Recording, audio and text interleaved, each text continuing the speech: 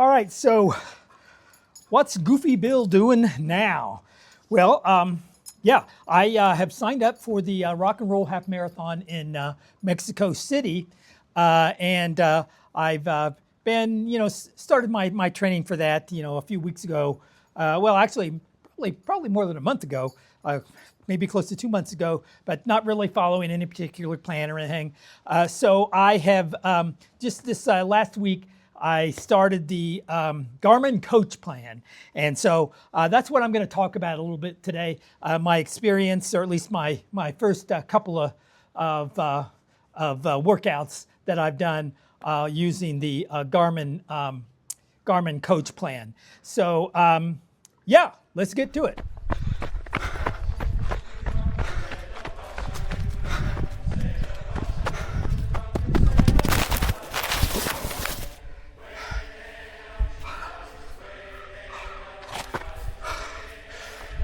There we go.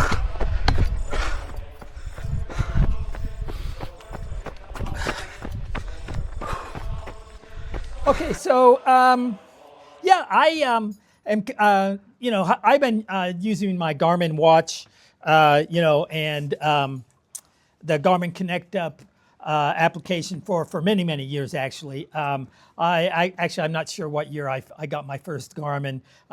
When I first started running, it was sort of before Garmin really came out with their first running so-called watches, which were almost like a little computer strapped, or a large thing that was strapped to your wrist, which seemed a bit cumbersome to me, and it wasn't. It was doing GPS and things like that, but not nearly what Garmin Connect will allow you to do these days. So I was using actually a polar heart rate monitor in some of my earlier days when I first started running more seriously, which was, well, not even when I ran my first marathon back in 2002. I wasn't even using a heart rate monitor. It was I was using the heart rate monitor, the polar heart rate monitor, as when I was preparing for the Dallas Marathon, actually in 2007, and that's when I started using using devices and things like that.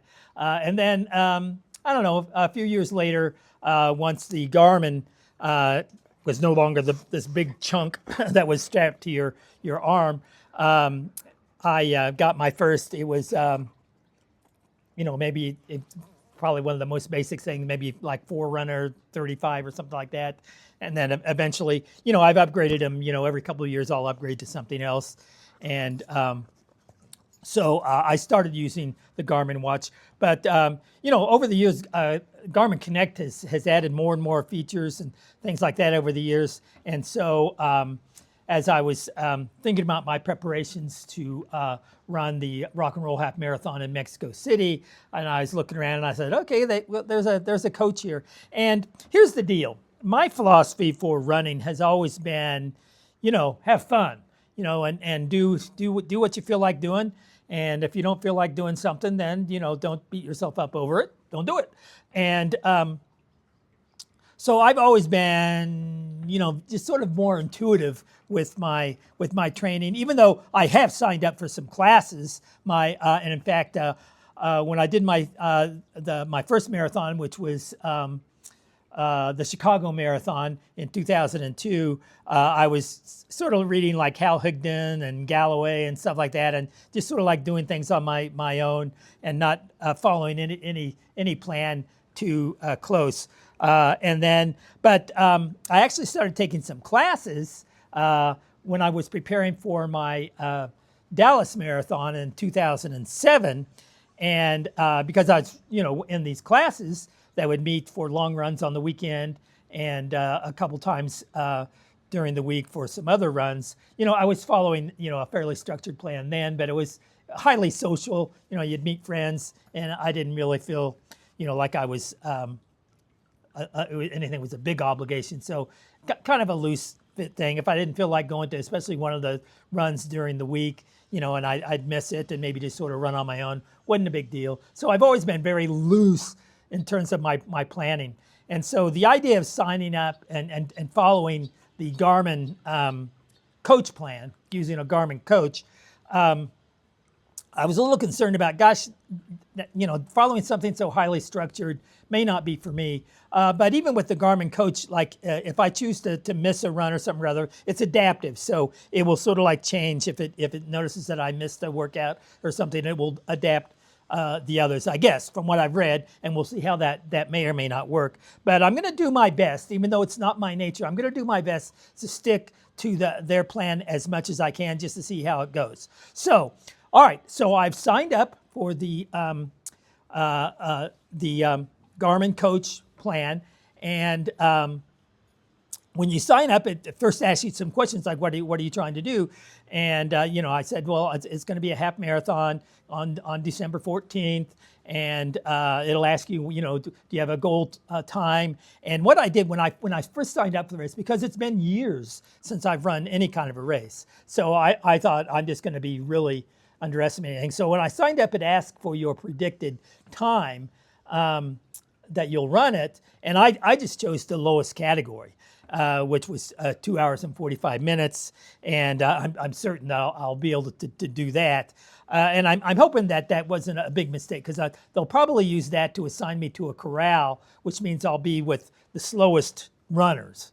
And if it's very congested in the very beginning, it could be a little bit annoying running in a very slow, tightly packed group for maybe the first mile or two.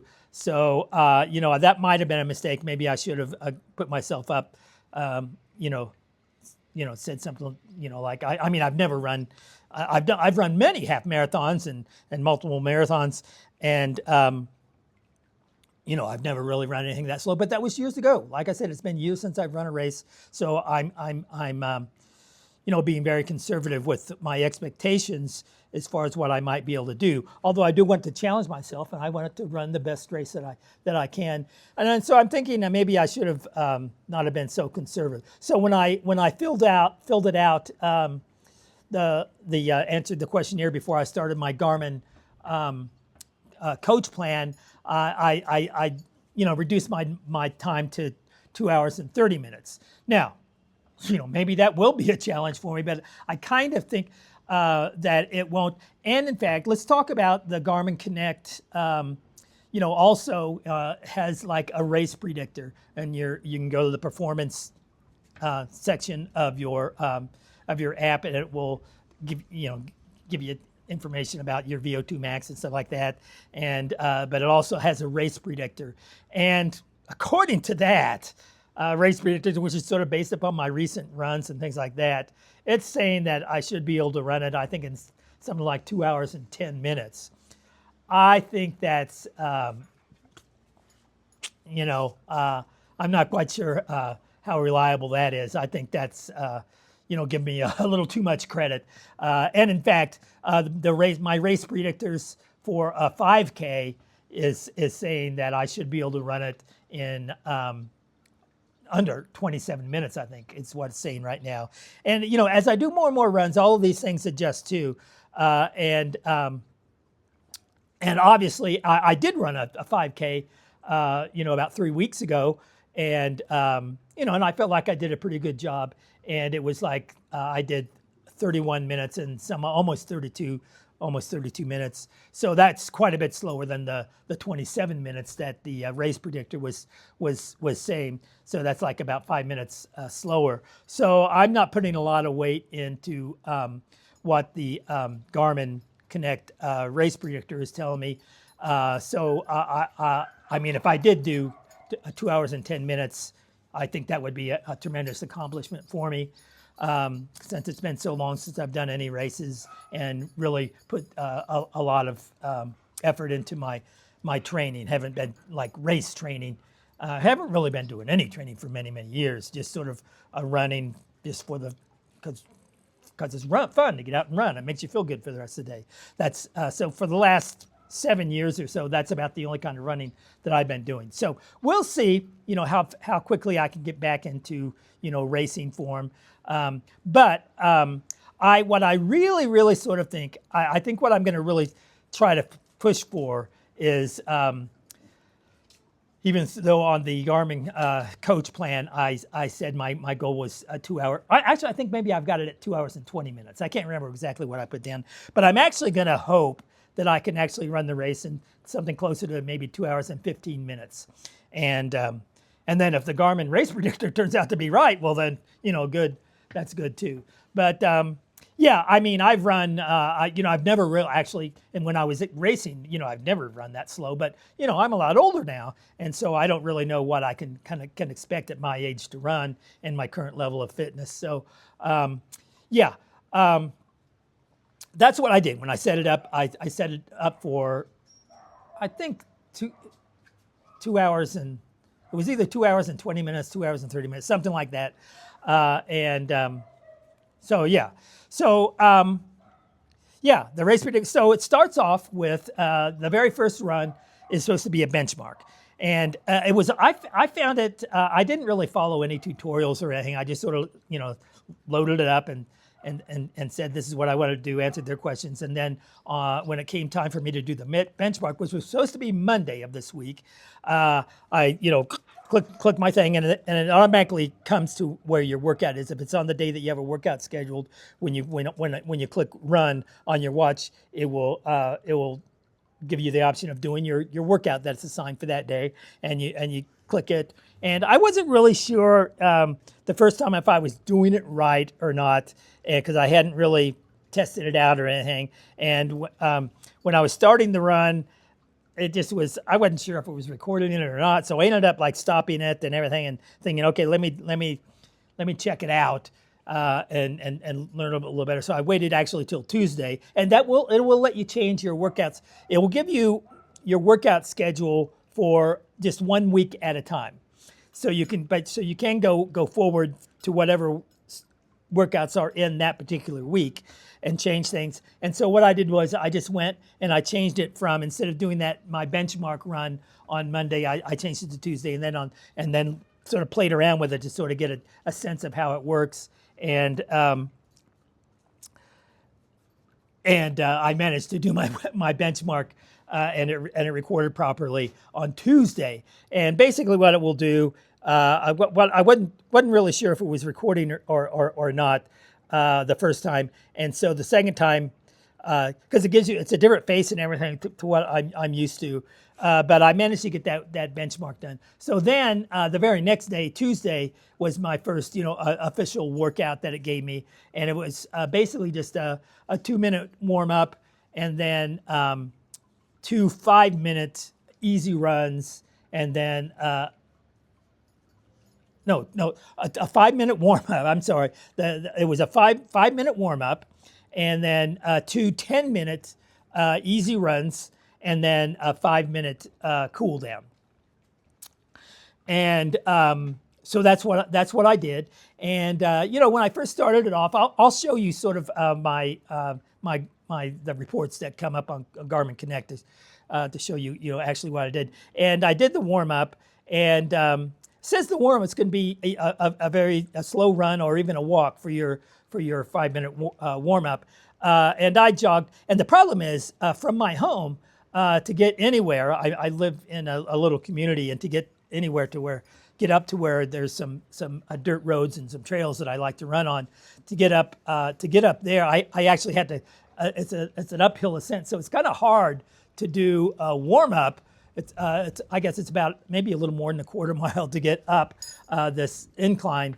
And so even at a very slow jog, I'm kind of winded because I'm going uphill doing it. So yeah, that's kind of a demanding warm-up even for me as I'm doing my warm-up. But I managed to get up, and then once I got to the top, out of my neighborhood that I live in, and heading towards the dirt road that I like to run on, I had maybe a couple more minutes of sort of warm up, easy run before the watch would then tell me, it'll give a little vibrate, and I think it even makes a little noise, a really low beep, but it vibrates, and it will tell you when your 5-minute warm up is up and that you should start your next section, which is a 10-minute easy run. So wasn't really sure. I'm still trying to figure out how to pace myself.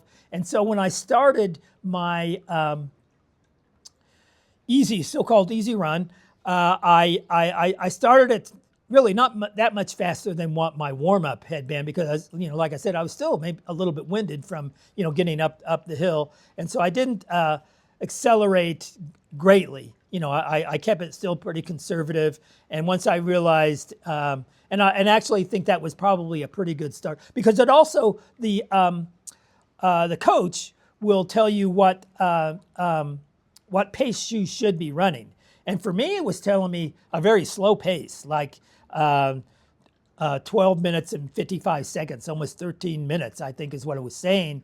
And for me, that was probably what I was doing my warm-up, actually, at that pace. So I think for me to really get into the groove of what the coaches, the Garmin coaches asked me to do, I'm going to have to learn to slow my pace down a little bit, because I was running closer to 11 minutes during my so-called easy runs, and they felt easy enough to me. I never got to the point where I thought, oh, I'm not going to be able to do this, but I think it probably wants me to go a bit slower, and definitely be down into the zone 2 for these easy runs. I think the way to interpret these easy runs is they want me in my heart rate of zone 2, which for me I think is under 120 beats per minute. My heart rate is, I think that's what my zone 2 is supposed to be.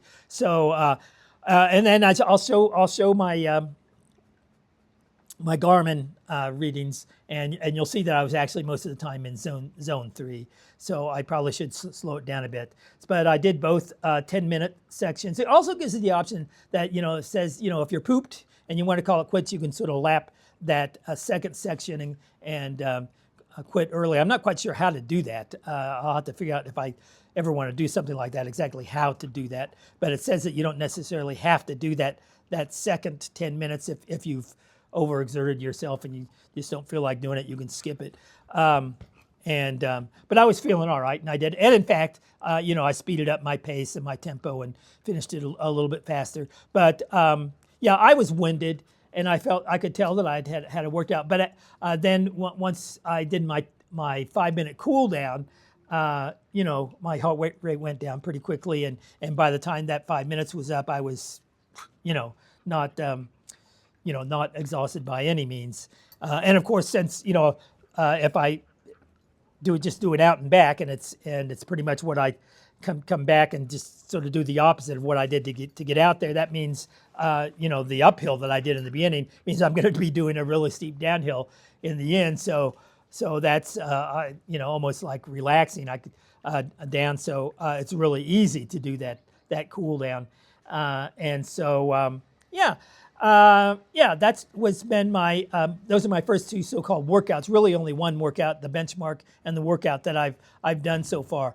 But I refer to myself as Goofy Bill, but I'm also kind of a geeky Bill. So what I want to do for this video is maybe talk a little bit more about some of the geeky things that I do. I'm really sort of getting into all the Garmin stuff, and I've got some other Garmin things that I'm going to talk about as well. Okay, yeah, like I said, Garmin Connect is really cool. It gives you all kinds of good feedback on how you're progressing in your fitness and stuff like that.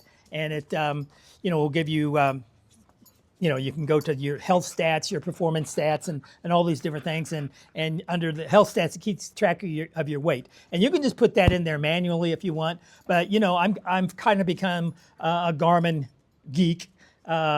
With things. So I decided that what I wanted to do, so I didn't have to worry about plugging all that stuff in, is I went ahead and got a Garmin scale here that I've been using. And that's really nice because you don't even have to go to Garmin Connect. Right after you weigh yourself, it will give you some indicators as far as your body mass index and your percentage of body fat, and a lot of other. It'll even give you your weather forecast for the day at the end. And this connects via Wi-Fi to your phone, and so I guess that's how it gets the weather report or something for wherever I am. I'm not sure exactly how that does, but it gives you all kinds of good health feedback. And yeah, I got the scale, and I'm use that to get on that.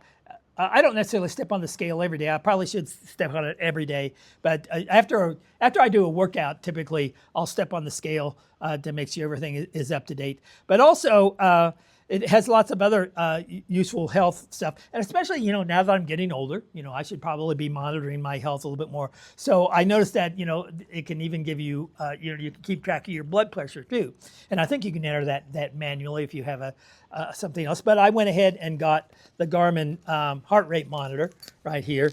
And, it goes on. I've tried to figure out how to use it. And I got that just not even a month ago. I think is when I got it. So I haven't used it that much, but it's easy to do. And you just slide it on your wrist like that, and tighten it up the way it should be tightened. And you push some buttons here, and it will keep track of your. It'll measure your did I say heart rate? Your blood pressure. This is my blood pressure monitor, and it's also set up where different people can use it. Same thing with the scale. You can set it up where it will keep track of different users. I'm the only one using it, so I don't have to worry about that. But what you do, you turn it on, and it will first of all put my name up there, and if that's me and I'm the only one on there, then I just go ahead and I push and hold down the little heart rate thing, and it will do my blood pressure. Take my blood pressure, and so when I first got it, I tried it out and put it on, and my blood pressure. I'll put here again. I'll put my reports, my Garmin reports of this up on so you can see what it is. And the very first reading I got it showed me I had a normal heart rate, and then I think it was a few days later. I just wanted to test it out, and I wasn't really doing it on a regular basis. So a few days later, I tried to do it again, and the my blood pressure was high. It was like my top figure, what are they called? The systolic and something or other, but the top figure was like over 140, I think, and that's not good. That's high blood pressure. And so I thought, what the? And then I kept doing it. And I think for a couple more, maybe even 3 more after that, it kept showing me like kind of high blood pressure. And I do it, a second time, and it was fairly consistent. And I thought, whoa, that's not good news. Do I have high blood pressure? And I think maybe. Well, for one thing, your blood pressure, does vary. There's a lot of things that can affect your blood pressure. The time of day that you do it, whether or not you've just had a workout, if you've just eaten a meal. There's lots of things that can, in fact, affect your blood pressure. Also, you got to hold it in, keep it at heart, the same level as your heart, and things like that. And you want to make sure that you're not doing it over your clothing. There's lots of different things that can affect it. And so I started reading up on that to make sure I was doing it right. And then eventually, my blood pressure went down. And it's been for the last, several readings. You can see, I'll put it up here, that it's been down in the normal range. So I don't know if my blood pressure actually was that high then or what. So I'll just keep doing it and see if it ever pops up like that again, and try to figure out why that happens. I think maybe first thing in the morning, I think your blood pressure maybe tends to be a little bit higher, I think. And like I said, other things can factor in on that. So yeah, these are 2 other Garmin gadgets that I've gotten that, maybe I'll do a more thorough review of those as I learn how to do them. And that's the thing that maybe, I like all these gadgets, and they're kind of geeky, but I'm definitely not an expert, and I definitely don't know all there is to know about, my Garmin watches or Garmin Connect as a whole, or any of these the scales or the blood pressure monitor. I'm not an expert on any of them, but, with my videos, you can sort of see how just sort of a goofy guy like me, is trying to figure some of these things out. So, but there's also, I'm more of a, geek than that. And probably the next thing, well, in terms of my health and fitness, let me stick on that topic. For recovery, especially at once you're an older runner, but even for younger runners, recovery is really the most important part, because when you're doing workouts, whether it's resistance training or running or whatever it is you're doing, you're exhausting your muscles, and when you're actually getting stronger is actually during the recovery period when you're rebuilding, when your muscles are rebuilding themselves. Ideally, they're rebuilding themselves to something stronger than what they were before. And so the recovery period is really important. And sleep, and that's another thing that your Garmin Connect, if you wear your watch at night, will monitor. It will tell you how well you're sleeping, not just how many hours of sleep that you're getting, but the quality of your sleep, and whether or not that's REM sleep, deep sleep, light sleep, or awakeness. In my case, it's awakeness, because I get up usually a couple times in the night to take a whiz. And but anyway, recovery and sleep might be the most important part of that. But also, to help with my recovery, I went out and got a really cheap. I just went on Amazon and I found, oh my gosh, I can't believe this is a massage gun that is so cheap. I found this one. I don't even know what brand it is. Does it have a name on it anywhere? I don't see it, but it's probably something really cheap somewhere. And but I figured, it works. So if it works, good. And so I just got a really cheap massage gun, and it doesn't maybe not have all the fancy bells and whistles. It does have different kinds of connectors that I can put on it to, one that's a more pointy, do a more of a deep tissue. You can adjust the speed and intensity on here. But it's just a really cheap one to help massage. Now, something that I've really only used it once since I've started my training, and this is something when I was hiking on the Camino de Santiago, the very last day actually of my hike, I was doing something stupid. Actually, I was walking in town, and I think it was Finisterre, or walking towards Finisterre, and on a sidewalk, and I think I was probably looking at my phone, doing something stupid, and I stepped over the edge of a curb, and I twisted my ankle really bad. And it was tough. Fortunately, it was right at the very end on the last day. I only had about another mile or so to hike before I got to where I was going to be staying that night. And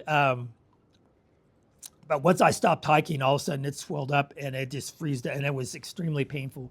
And my sister had evidently, messed up her ankle when she was at a conference in Los Angeles, I think, and she ended up getting this little thing. It's Nextan's little thing. But what this thing does, it creates little electrical shocks, and you apply it to an area that you want to, where you've had an injury, and the electrical shocks, I guess, will increase the blood flow. And if you've got some damaged tissues and you want them to heal more quickly and more efficiently, these electrical shocks, I guess, improve the blood flow and will help the healing of it. And years ago, when I was running more seriously, I was doing some training for a marathon, and I was doing an 18-mile run in Galveston. I was there for a conference, and I was going right along the shore there, and was doing an 18-mile run, and I was right at 17 3/4 of a mile. I only had like a quarter of a mile left to go, and just out of the blue, no warning at all of a sudden I just feel my right calf just went and ripped and messed up really bad. And I was out, turns out, for weeks without running because it took that forever to heal. And when I first started getting back into my running, in terms of training for a race and doing a little bit more intense training, all of a sudden I started feeling some tightness in my right calf. Very familiar feeling from when I was recovering from that first injury. And I thought, oh no, I don't want to do that. So first of all, I took a few days off without running and started applying this little thing to it. I don't know, maybe this is just a hoax and it's not really that effective. But I put this on, and started doing this a few times on those rest days. And yeah, maybe that helped, maybe it didn't, but it's another sort of geeky thing that I did. So in terms of my health and conditioning, training, my training and recovery and monitoring my overall health with my weight and my blood pressure and stuff like that, those are the things that I'm using. Now, obviously, another geeky aspect of myself is doing all these videos, and so I've got some things that I use for that you've probably seen, and probably the thing that comes to mind most is my Insta360. If you see me out there running and I'm holding and I'm running along and I've got my Insta360 going, you'll see me. You might see my hand out here. But for people, a lot of times people wonder, well, why can't you see the selfie stick? Well, that's because I'm using an Insta360 camera, and that just, especially when I'm out hiking, this is kind of a fun camera to use because it records 360 degrees. So when I go back and edit the video that I've taken, if I've used the 360 mode on it, right now I've got it set up right over here, and I'm just doing it as like a regular camera, so it's just doing a single lens thing. So, but when I've got it set up for 360, it will record everything all around, and I can edit it later and change it and point the camera any direction that I want. But when I'm pointing it at myself, it will also eliminate the selfie stick, so you don't see the selfie stick, which is kind of fun. It looks like when I'm out hiking, if I have it over my shoulder like this, it looks like there's a drone following me or something like that. So now, years ago, I had and it's waterproof and things like that, so it can do almost everything that a GoPro camera can do.